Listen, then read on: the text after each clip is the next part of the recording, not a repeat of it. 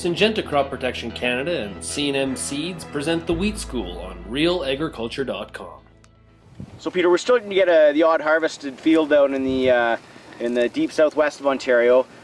We had some serious pests with armyworm and grass sawfly and things like that. You want to comment on how they affect your yields? Yeah, so armyworm is the typical one that we often run into in wheat production. And I'm really surprised this year because I'm still getting calls. I got 2 calls today on armyworm, and we're way past the window that we should normally get. Typically, we only get 1 generation of armyworm here in Ontario, and then once the moths take off, the worms pupate, the moths take off, we send them to Quebec and they don't bother us anymore. For some reason, we got the first ones came in on the storm fronts, but the second ones didn't all leave, and so we're actually getting calls still on armyworm.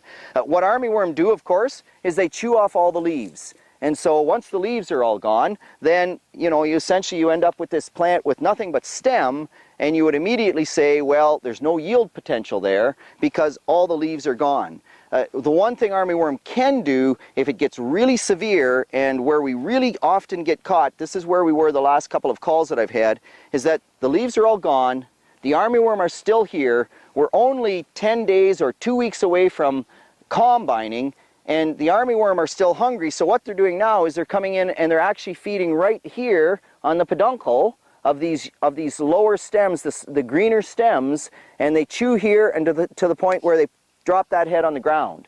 And so now we're getting into what's called head clipping, and so once that head's on the ground, of course, then it impacts the yield pretty significantly. Taking away the photosynthetic area, it depends a whole lot on how early in the season that happens. If that happens just as it heads out, it's quite significant.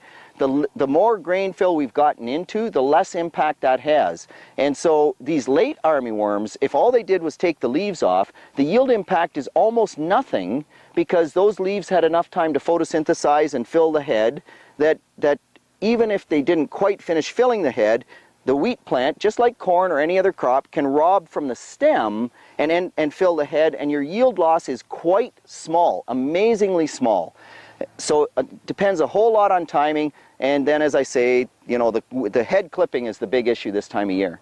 Grass sawfly is a totally different beast, and actually talking with Tracy Bowdy, our entomologist, this morning about grass sawfly, we're going to have to start looking at that particular pest. We wonder if that pest has changed its biology to match what we're doing in farmers' fields a bit more. I've seen grass sawfly for a lot of years here in the province. It would be an isolated plant here and there, and what grass sawfly do is exactly what I talked about, except they don't feed on the leaves at all. What they want to do is they want to suck on the juice coming out of the stem. So if they want to suck on the juice, all that photosynthate that was going to the head, what do? Well, automatically what they do is they clip off the head and then they sit on the top of the stem and they just suck all that juice out of the stem for that whole day. Of course, they're daytime feeders. At night they go down to the soil. The next day they come up, they clip another head, and so they're really quite devastating in terms of how much yield loss, because again, when the head drops on the ground, that's 100% yield loss for that particular stem. We did not expect a grass sawfly problem at all this year because the previous research would say that grass sawfly is only a problem when you get a warm stretch in very early April, late March, early April. You get several days of 28-degree temperatures, maybe a week in that 25 to 30-degree range, and then that speeds up their life cycle so that we get into these kind of issues. They're ahead of the wheat crop, or they're at the right stage when the wheat crop heads out to attack it and clip all these heads. We didn't have that this year, and yet we had some fields where there was very significant grass sawfly injury. One field in particular where there was about 15% of the heads on the ground, which is just astounding, and multiple reports of grass sawfly on a year when there should have been none. So that's a pest I think we actually have to reinvestigate, see what's going on. The last one, of course, Rob, from an insect perspective, there were a few aphid reports out there. We get that every year. It's not a big issue this year, although we have had one call where they said they had 1,000 aphids per stem, which is just incredible. Where'd they all come from, we're not sure, but does it affect the yield? The answer is yes. That's just kind of a one-off. But the other one that we always fight with is cereal leaf beetle. And so cereal leaf beetle tends to affect the wheat crop most of the time, or the spring cereal crop, before the head comes out.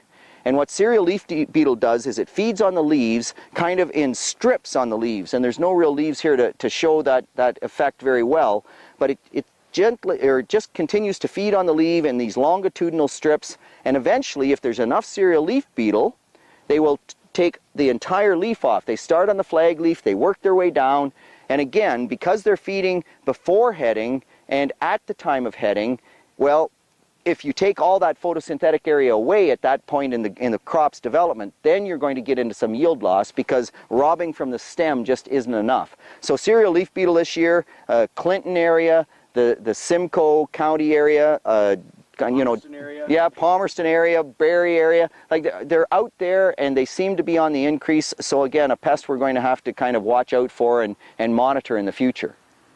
Great, thanks Peter.